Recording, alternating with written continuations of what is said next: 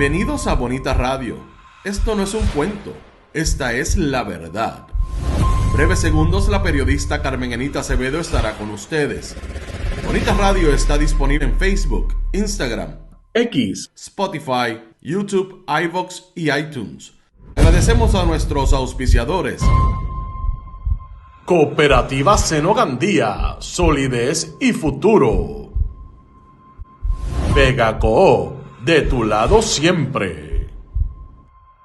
Nuestras transmisiones son viables también gracias al apoyo de ustedes. Pueden enviar sus donativos accediendo a bonitaradio.net.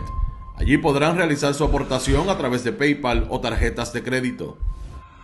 También pueden acceder a ATH Móvil Negocios y realizar un donativo a Bonita Radio o a Periodismo 21. Pueden enviar un cheque o giro postal a PMB número 284, P.O. Box 194000, San Juan, Puerto Rico 00919-4000. Bonita Radio, esto no es un cuento, esta es la verdad. Con ustedes, la periodista Carmen Enita Acevedo, en directo desde el estudio Roberto el Indio Acevedo.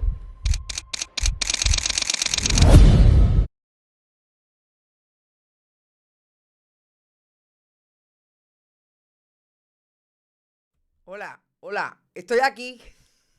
Fue un ups. Estamos bregando con los equipos para ver si manejamos algunos proyectos nuevos que tenemos para el próximo mes de enero del 2026. Decía que soy Carmen Enit Acevedo y estamos en Bonita Radio a las 5:05 de la tarde de hoy, 16 de diciembre del 2025. Este programa va a ser corto, pero yo les prometí que iba a hacer algún análisis, comentario de lo que en efecto aparentemente ya es una realidad. Se anunció, por lo menos lo comentó esta mañana Jay Fonseca con relación a su programa de Cuarto Poder.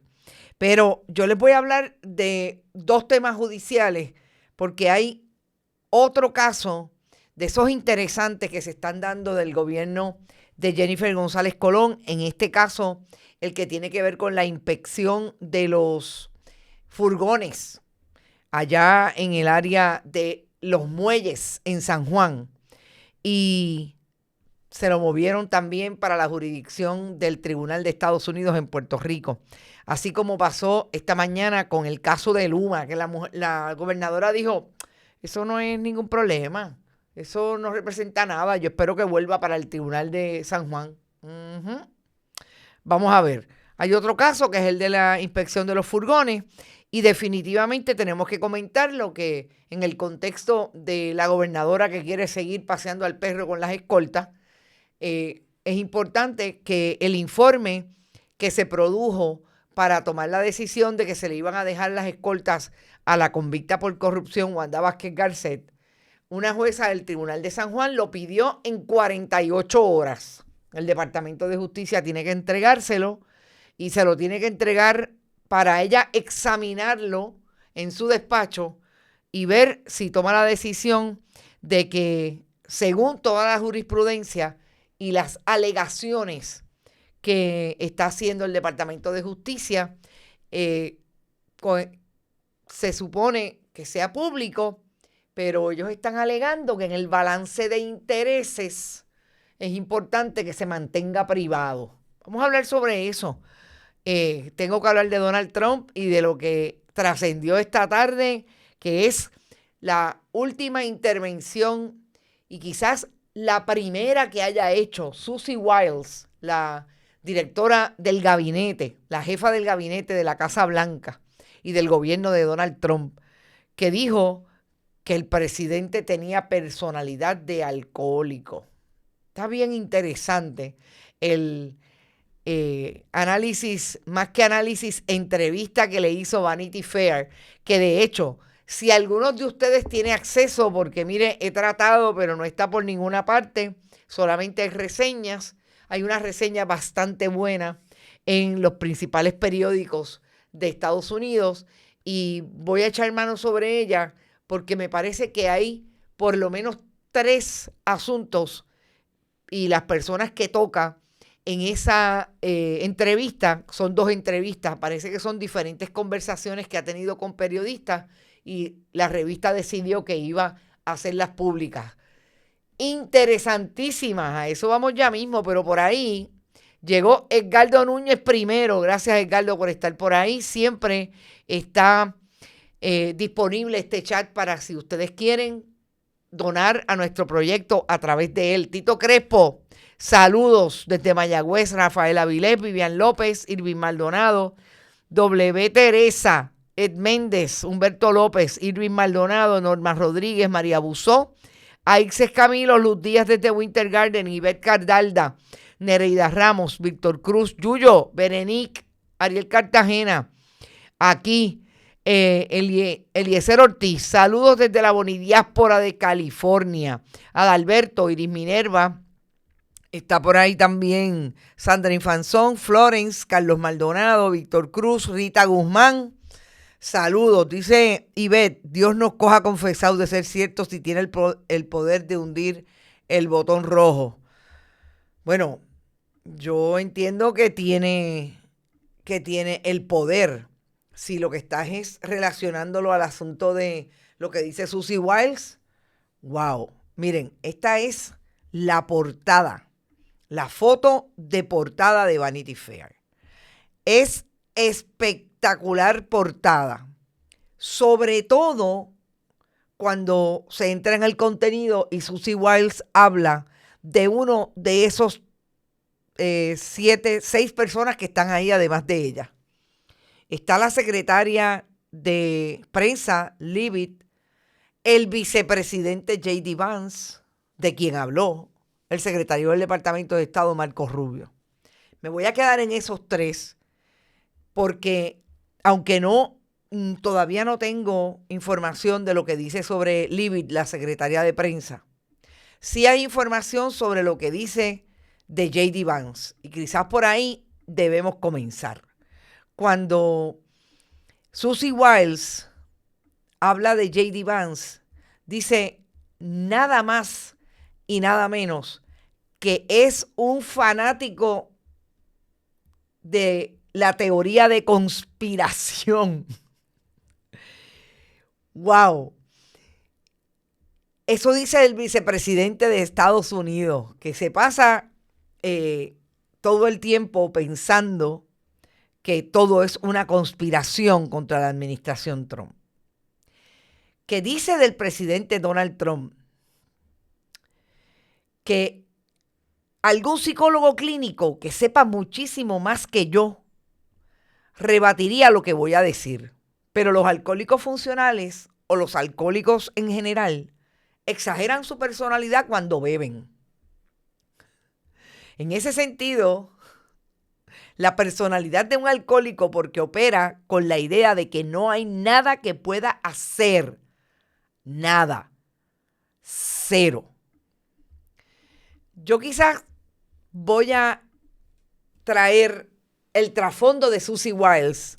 Nosotros lo discutimos en algún momento cuando Donald Trump asumió el poder en Estados Unidos a principios de este año y nombró a Susie Wiles, porque es una figura que no es para nada una persona que tenga alguna experiencia atendiendo los asuntos gubernamentales de la administración de Washington.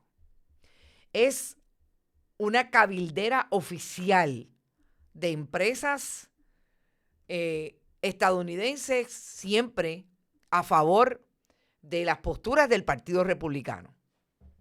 Es la hija de una figura importante del mundo del fútbol, Pat Summerall.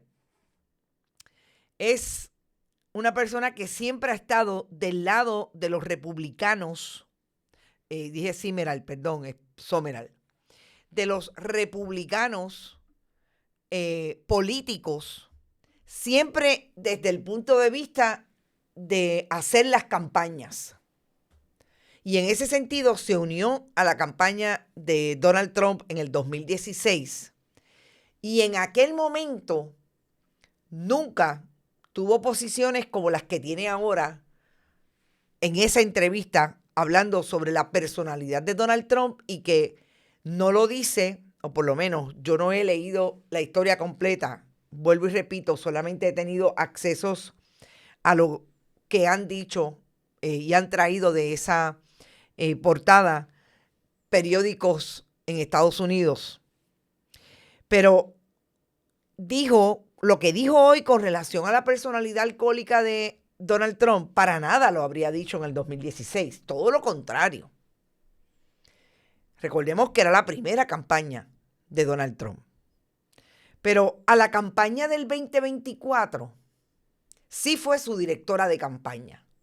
Una persona súper importante. Y yo pensaría que todo lo que dijo Susie Wiles en esta entrevista está mediado definitivamente por lo que ha sido diferente de la campaña de Donald Trump del 2016 al 2024. De lo que se convirtió aquella campaña que finalmente ganó Donald Trump y fue un gobierno bastante desarticulado según todos los análisis que se hicieron de aquella primera administración. ¿Y por qué? Yo pienso que hay una diferencia fundamental, porque lo que hizo Susie Wiles, todo lo que he leído de Susie Wiles, fue precisamente distanciarse de la imagen pública y de la opinión pública, porque ella era una persona de la campaña. Lo que pasa es que es totalmente diferente cuando usted viene a hacer un trabajo como directora o jefa del gabinete del presidente. Estamos hablando de la persona más importante que maneja todo lo que tiene que ver con los nombramientos del presidente y después el trabajo que tienen que hacer de acuerdo al proyecto que haya. Y fíjense que está hablando de la personalidad del presidente hacia abajo, porque habla también de J.D. Vance. Me pareció también súper importante que en ese escoger de hablar de personas, pensaría que si ahí está la imagen de Marco Rubio en esa portada y de la secretaria Leavitt, posiblemente habló de ellos también. Pero fíjense que habla de las figuras más importantes. Y una de las figuras que sí me llamó la atención que hablara por lo importante para esta administración es precisamente de Russell Bott, que es el jefe de la oficina de presupuesto del gobierno de la administración Trump. Cuando habla de Bott, lo ubica precisamente como el trumpista más fanático, conservador, pero lo llama un fanático absoluto de derecha. Hablar de quien en efecto fue uno de los ideólogos del Proyecto 2025, que sabemos que ese fue ese gran plan que se elaboró precisamente para que fuera lo que hiciera el presidente cuando llegara a la Casa Blanca. Estamos hablando de la persona que tendría lo más importante para llevar a un gobierno, a un nuevo gobierno de una administración republicana. Y dice que es un absoluto fanático de derecha. Para mí está hablando de las personas claves de esa administración.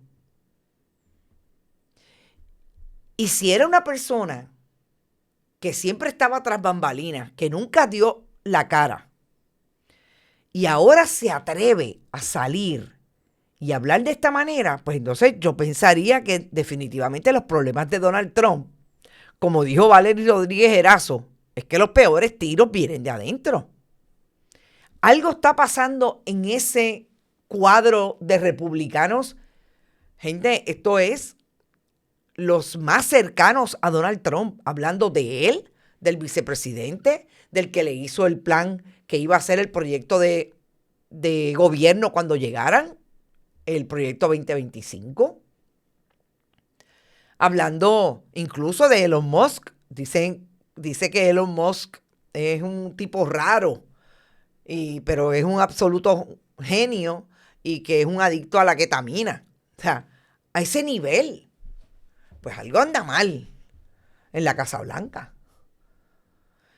Y a mí me recordó precisamente los tiros que estamos viendo en Puerto Rico en el caso de Jennifer González y otro líder político. En este caso no estamos hablando de una líder política electa, pero en el caso de Tomás Rivera Chats y de esos cuadros intermedios que no sabemos ahora mismo quiénes son los que están apretando o alando de un lado a otro, que tenemos un gobierno que no funciona.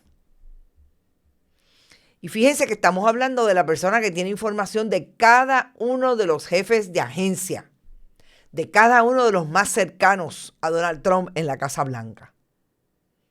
Pero decir que el presidente él no sabe o él entiende que no puede hacer nada, pues nosotros siempre hemos hablado de las posiciones que ha tenido Donald Trump públicamente y que son posiciones que se distancian muchísimo de lo que ha sido un presidente o de lo que debe ser un presidente de una nación. Y que Susie Wiles esté hablando sobre eso de esta manera. ¡Wow, gente! ¡Wow! Realmente yo creo que nos va a sorprender este fin de año. Y nos va a seguir sorprendiendo. Así que si podemos llegar a acceder totalmente, es cuestión de horas que salga la publicación completa. Porque hay que ver y sobre todo analizar cada uno de los comentarios que hace sobre unos y otros. Yo creo que la mejor descripción del trasfondo de Susan Wiles lo ha hecho la revista o el periódico independiente político, que hizo un perfil de Wiles, y les voy a decir la fecha por si lo pueden acceder, precisamente el 7 de noviembre del 2024. Obviamente, 2 días después de la elección, porque era la persona que lo llevó realmente al poder, o sea, fue su directora de campaña. Y entre todo lo que dice, que fue una veterana cabildera y política del mundo de las campañas, volvemos, del mundo de las campañas del estado de la Florida y toda la relación que hace de las diferentes posiciones con quien trabajó Mitt Romney, una pelea intestina que tuvo con el gobernador de la Florida, Ron DeSantis, y eso también cómo se distancia del grupo de DeSantis y aplaudió cuando se le quiso enfrentar a Trump para ser el candidato a la presidencia. Todo eso, importantísimo, es una mujer de 68 años que tiene ese nivel de experiencia en campaña, pero no tiene experiencia en gobierno. Y puede ser esa que llegó al gobierno porque era la persona más cercana a Donald Trump, a saber por qué aceptó. Y finalmente dijo, pero si esto es un desastre. Es una mujer súper, según la descripción que hacen, súper comedida, reservada, una persona calculadora, una persona que hace campaña. Y también me recordó otra línea con relación a Jennifer González. Jennifer González ha demostrado que puede hacer campañas políticas. Ha demostrado que no puede ser gobernadora. Claro, Susan Wiles no es presidenta de Estados Unidos, pero es la persona que se supone que tenga súper organizado el esfuerzo sobre todo del gabinete que le va a responder al presidente y le tiene que responder a la nación. El único problema de esto es que en medio de esta crisis también sabemos que igual que aquí Jennifer González tiene serios problemas con los nombramientos. Así ha sido el problema de Donald Trump. Con relación a Pam Bondi, dice que ha sido lo peor que ha habido en el manejo del asunto de los archivos de Epstein. Y que lo que hizo, que me parece también que aunque lo supiéramos, porque el periodismo así lo ha reportado, que Susan Wiles diga que fue la que le filtró los documentos de esos archivos a los periodistas o los influencers de la derecha, para no decir nada, porque ahí no había nada con relación a los demócratas, pero sí había mucho con relación a los republicanos, sobre todo al presidente Donald Trump. Bien interesante. Pero vamos a Puerto Rico. En Puerto Rico, esta tarde nos enteramos, y aquí está la decisión de la jueza de Jesús Machargo del Tribunal de Carolina, que la jueza decidió que le tienen que entregar el informe por el cual el comisionado de la policía justificó que no se le quitaran las escoltas a Wanda Vázquez Garcet. Tienen 48 horas para entregarlo, porque ella va a hacer un análisis de ese informe y va a tomar la decisión entonces de si es público o no. Y que también le tienen que entregar la información sobre los gastos anuales en peajes y mantenimiento relacionados precisamente con la escolta de Wanda Vázquez Garcet. Recordemos que esto es un caso que llevó el representante Ramón Torres del Partido Popular, porque la policía le dijo que eso era información privilegiada. Me llama la atención algo con relación a lo que sigue argumentando el Departamento de Justicia, que la jueza lo elabora de alguna manera en esa resolución para determinar, miren, no me han probado nada, pero yo quiero ver el informe completo para tomar una decisión final. Y la insistencia del Departamento de Justicia es exactamente lo mismo que argumentó Ética cuando nos negó a nosotros el informe final que determinó que no iba a continuar con la querella y no iba a emitir querella en el caso de Héctor Joaquín Sánchez y en el caso del comisionado presidente del negociado de energía, Edison Avilés de Lis. Porque parecería entonces que ese es el lema o el jingle que está llevando ese cuerpo de agencias de ley y orden que se conocen como PRECO, que está Ética, la Oficina del Contralor, la Oficina de la Inspectora General, el Departamento de Justicia, etcétera, y que insisten en que eso es un informe producto del trabajo de un fiscal, lo que se conoce como work product, y que es privilegiado porque se utiliza y tiene información que en el balance de intereses no la debe tener el público versus la información que se dilucida a nivel de los secretos o la información que utiliza el fiscal, en este caso, para llegar a una determinación. O la persona que tome la decisión, que en el caso de Ética es un abogado de la Oficina de Investigaciones, etc. Me parece que están bastante coordinados. Ahora, nosotros decíamos esta mañana que uno de los grandes problemas que tiene la gobernadora Elsar de Energía y Francisco Domenech en el caso del contrato de Luma, que quieren que el Tribunal de Primera Instancia de San Juan vea la posibilidad de que ese contrato sea nulo porque la carta de extensión del contrato lo convirtió en nulo porque no se podía modificar el contrato y ellos alegan que en efecto se modificó cuando se hizo esa carta de extensión. Es que esto no se va a dilucidar en las gradas como ellos están acostumbrados a hacer. Esto se va a dilucidar en un tribunal y ahí todo el mundo va a ir bajo juramento. Y ahí todo el mundo dirá si la información que está ventilando a preguntas de una de las partes o a preguntas de la propia juez es cierta o no. Y en las gradas, el pueblo es el que juzga si tiene la información completa. Porque lo que hemos hablado siempre es que lo que quieren es que salga una sola parte, que salga lo que ellos quieren que la gente se crea y finalmente hay gente que se lo puede creer.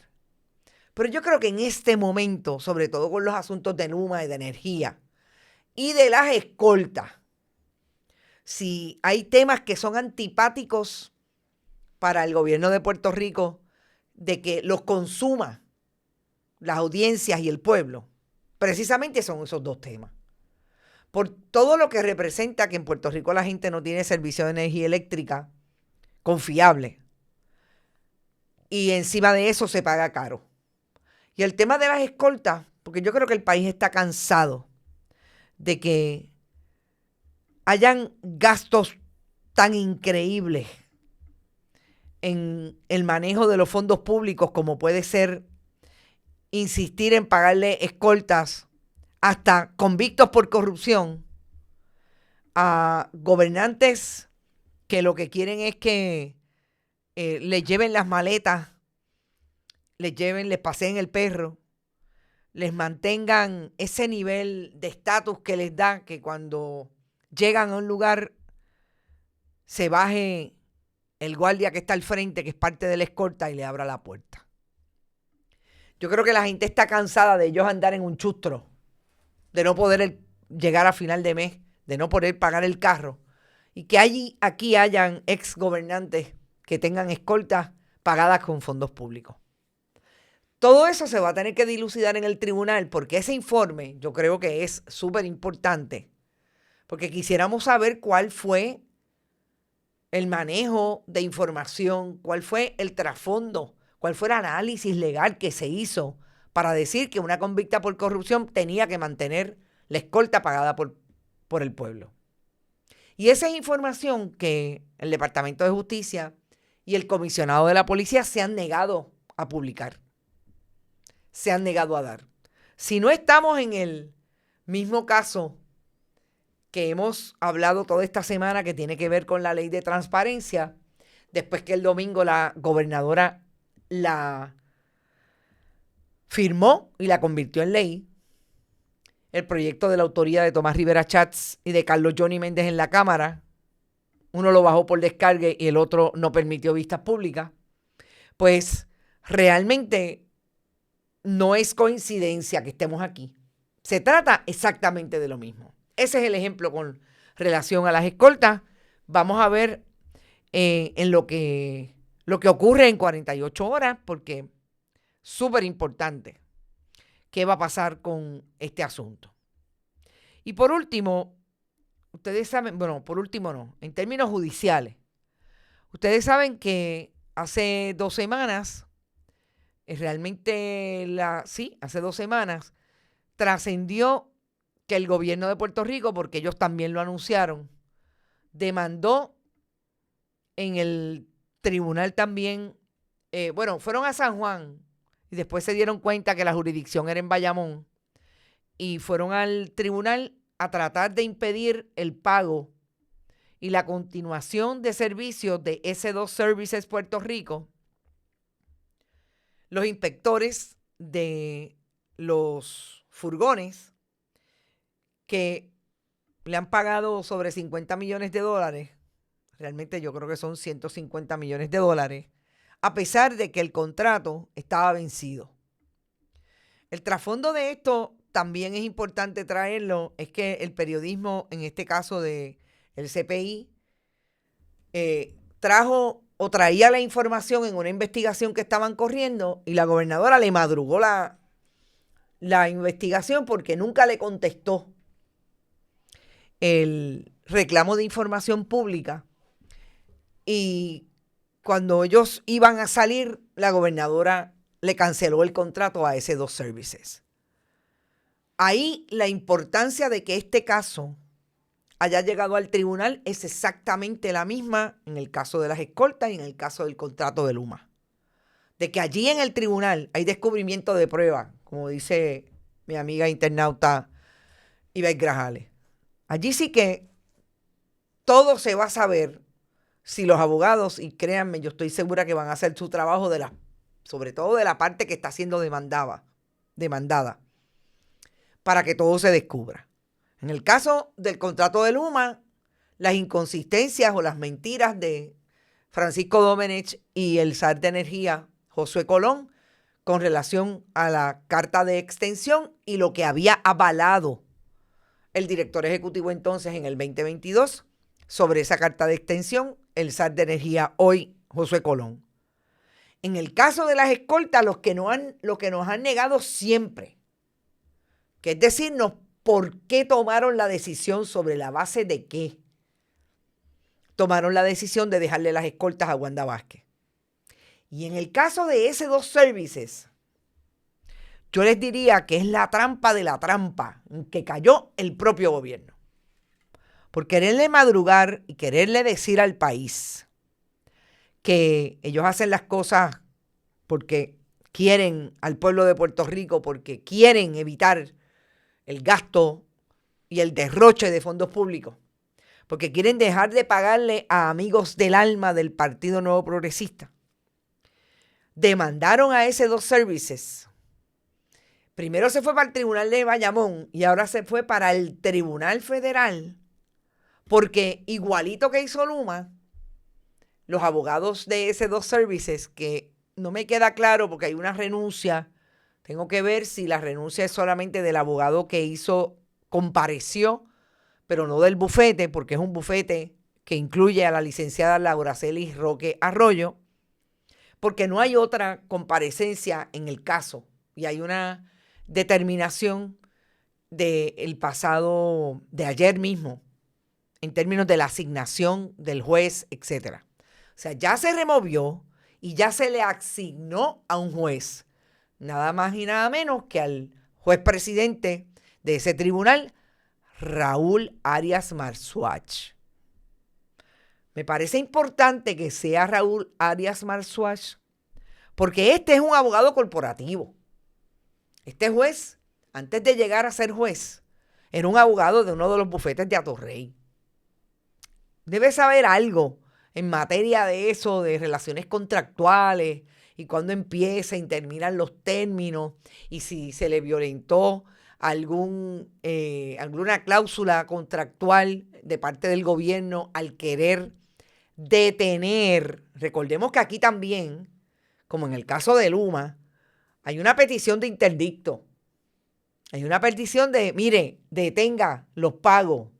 Dígame que por lo menos de emergencia no voy a seguir pagando fondos públicos para un contrato que yo entiendo, dice el gobierno, que es ilegal. No lo dijo nunca Jennifer González cuando era comisionada residente. Sabía porque su director de campaña, Francisco Domenech, está bien cerca de la gente que fueron los cabilderos que llevaron al gobierno de Puerto Rico a darle el contrato a Raspicán primero y S2 Services cuando se convirtió en esa corporación. Se va a dilucidar frente al juez Raúl Arias Marzuach, que ya asignó una vista para el próximo 29 de diciembre. Estos jueces no les importa, no, si nosotros trabajamos todos los días, hasta el 30 también trabajan. 29 de diciembre a las 9 de la mañana vamos a vernos para dilucidar ante el juez el injunction preliminar, el interdicto preliminar. Así que, gente, yo creo que más tarde o más temprano nosotros vamos a empezar a tener información de esos casos a nivel judicial, porque hasta el momento la vara de Tomás Rivera Chats, de Carlos Johnny Méndez y de Jennifer González Colón no llega a escondernos las resoluciones judiciales que haya en estos casos. Los que hemos cubierto muchos años los tribunales, tenemos acceso al sistema y buscamos de cuando en vez para ver cómo están los asuntos. Se celebran vistas que se puede ir al tribunal y finalmente los abogados casi siempre quieren, sobre todo cuando ganan, que se sepa qué ha pasado. con esos casos. Los 3 casos son súper importantes. Y fíjense que estamos hablando todos de fondos públicos. El caso para mí más importante en términos de las figuras, definitivamente el del contrato de Luma y el de S2, porque ahí está el que compró Politank, por un lado, Globalize, o que tuvo intereses con Francisco Domenech porque sus clientes, hay algunos que están con Politank, pero sobre todo porque Politank está allí en el edificio donde está Globalize. Y allí está Kenneth McClintock y está Manuel Torres, el que era secretario del Senado. Y ese S2 Services va a tener un tufo importante, en este caso, con relación a esos personajes. Ya les doy ese contexto porque yo creo que había que ponerlo público, había que traer la información para que ustedes sigan tejiendo, pero sobre todo, ponlo en la nevera. Tejiendo sobre la base de información veraz. Y vamos a terminar con mi comentario sobre lo que ya anunció Jay, que tiene que ver con, en efecto, una decisión que se ha tomado de dejar fuera el programa Cuarto Poder y que ya también tomó la decisión, aparentemente él y su grupo de trabajo, que aun cuando él va a tener intervenciones en lo que se conoce como los datos son los datos, y otras intervenciones en el noticiero de Guapa, puede ser que lo único que se nutra de investigaciones de estas periodistas, la compañera Bárbara Figueroa entre ellas, Lijarelis Cruz Maisonave y la compañera Cintia López Cabán, van a estar en los productos que él ha desarrollado en lo que se llama Jay Fonseca Premium. Es un canal de YouTube que cuando es premium es por membresía y ahí se van a reproducir los contenidos investigativos que se puedan reproducir de ese grupo de trabajo y ya pues obviamente no sé cómo se va a organizar, no entro en detalles, pero hasta ahí llegó en términos de la información. Yo quiero decir que independientemente de las diferencias que usted pueda tener con los productos de contenido que son de entretenimiento, que no necesariamente producen análisis periodísticos porque Jay no es periodista, sí tiene el componente periodístico a base de ese programa que ideó desde el 2021 y que aparentemente la costo-efectividad fue cuestionada por el que ponía de frente la estructura, en este caso un medio corporativo como Guapa Televisión. Es una pérdida, independientemente de lo que usted pueda diferir o no de la figura que ha creado ese conglomerado de información. Es una pérdida porque volvemos, las colegas hacían periodismo, traían informaciones que las verificaban, que las compartían definitivamente con el que dirige el proyecto, que es Jay, y había discusión desde el contenido periodístico, que fue de alguna manera lo que hizo Jay cuando inició el proyecto de los rayos X en Telemundo. Y no cabe duda que aquí lo que se configuró alrededor del programa fue precisamente el odio visceral que tiene la administración a todo lo que produzca Jay Fonseca. Porque Jay no solamente es un crítico desde su análisis y su producto de lo que ocurre en el gobierno de Puerto Rico, en muchísimos otros temas, y sobre muchísimos temas diferimos, pero totalmente. Diferimos, pero por decirlo de alguna manera, totalmente. Pero tengo que decir que cuando se hace investigación periodística y se trae, el callo que se pisa es bien duro. Y es posible que a nosotros los que estamos en el periodismo independiente nos traten de aplastar de otra manera.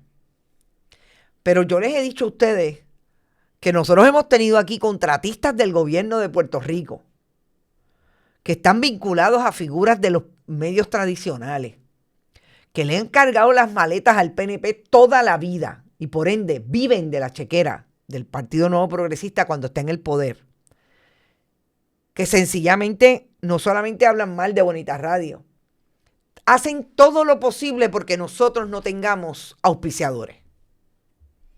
Eso es conmigo, que tengo una estructura bien clara y que a nivel personal y de principios estoy bien clara de lo que yo estoy dispuesta a hacer para ganar dinero. Imagínense lo que pueden hacer con estructuras que están solamente diseñadas para ganar dinero. Y eso es precisamente lo que han hecho con Jay. Todo aquello que venden otros programas que tienen la capacidad de recibir dinero público, y no tengo que mencionarlos aquí, ustedes saben quiénes son, que tienen contratos con el gobierno de Puerto Rico, que sientan a la gobernadora para decir tontería, para cargarle las maletas, para hacerle las preguntas y vaciar los talking points que le envían de la fortaleza, de la estrategia del Partido Nuevo Progresista en el gobierno, que lo hacen igualmente con Tomás Rivera Chats, con Carlos Johnny Méndez y con el liderato del Partido Nuevo Progresista. Todo eso que se hacía le molesta y que se hace, le molesta cuando hay un producto que es de investigación periodística y que tiene y hace mella, porque está dando la información a base de lo que encontró, de la credibilidad, de la veracidad. Reírse de lo que le pueda pasar a Jay es como reírse de lo que le pueda pasar a una persona que está en su peor momento de salud. Y yo lamento muchísimo que haya gente en Puerto Rico que tengan micrófonos de frente que se atrevan a hacer una barbaridad como esa. Ni se lo hago a enemigos declarados, incluida esa persona que les digo y que ojalá me esté oyendo porque ya sabe de quién yo estoy hablando, ya sabe quién es. El otro día me la encontré y gracias a Dios le parece que le dio un poco de vergüenza y se fue antes de la película del cine. Terminó y no dejó que encendieran las luces porque yo estaba detrás de ella. Ese tipo de personas existe y hacen eso, pero reírse a estas alturas o pensar y verbalizar que lo que pasa es que pues se comportó de esta manera con fulano y sutano y ahora le van a dar los chavos a sutano. O sea, reírse de lo que va a ser un taller menos de trabajo para periodistas, yo a ustedes lo cogería bien con calma. Porque la ley del boomerang y la ley del karma, gente de ejemplo, estamos choretos. Y me parece que si podemos diferir, pues claro que sí que vamos a diferir. Pero no pensar que el periodismo debe acabarse. Pensar que porque están queriendo establecer que hay que rehabilitar a los brothers del chat, que eso les vende porque les vende con el PNP, tengan mucho cuidado con venderle el alma al diablo. Porque es lo peor que pueden hacer. Y yo creo que lo más importante, y yo le deseo suerte, así mismo se lo dije a él y a las personas que están en su proyecto, que podrán seguir empujando para que seamos menos. Pero como dijo el profesor Eliseo Colón, cuando más difícil se le ha puesto al periodismo, desde la ley de la mordaza y a la oposición, cuando más difícil se nos ha puesto, sobre todo al periodismo, el trabajo y las herramientas para hacer nuestro trabajo, con más fuerza hemos salido a hacer un trabajo por este país.